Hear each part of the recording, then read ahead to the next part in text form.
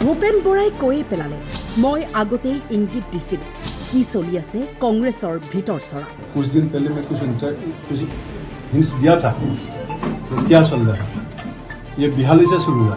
কংগ্ৰেছ দল ত্যাগ কৰিব বুলি ভূপেন বৰাই পূৰ্বেই সিগনেল দিছিল, কিন্তু কংগ্ৰেছ দলৰ নেতাকৰ্মীয়ে হয়তো সাধাৰণভাৱে লৈছিল।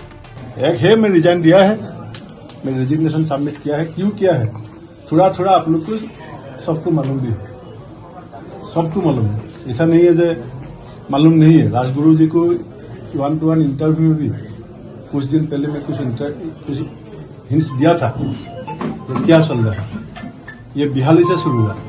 এতিয়া হাই প্ৰফাইল মিটিং এখন হৈছে, কথাটো সকলোৱে চিৰিয়াছলি লৈছে, কিন্তু লাভ আছে জানো?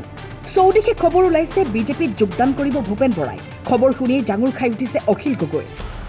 তেওঁ ক'লে কোনোপধ্যে বিজেপিলৈ যাব দিব নোৱাৰো ভূপেন বৰাক, প্ৰয়োজন হ'লে হাতে ভৰিয়ে ধৰিম, প্ৰয়োজন হ'লে মই ৰাইজৰ দলৰ সভাপতি পদ এৰি দিম ভূপেন বৰাৰ বাবে। আমাৰ বিৰোধী পক্ষৰ এজন ডাঙৰ লিডাৰ তেওঁক বিজেপিলৈ যাব এইটো নকৰিব।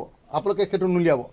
যদি দৰকাৰ হয় মই আকৌ কৈ দিলোঁ, যদি দৰকাৰ হয়, যদি কংগ্ৰেছত তেওঁ নাথাকেই তেতিয়াহ'লে তেওঁক আমাৰ গোটেই বিৰোধী দলবিলাকৰ আটাইতকৈ ডাঙৰ লিডাৰজন বনাই দিয়া হ'ব, আটাইতকৈ ডাঙৰ বিৰোধী দলবিলাকৰ।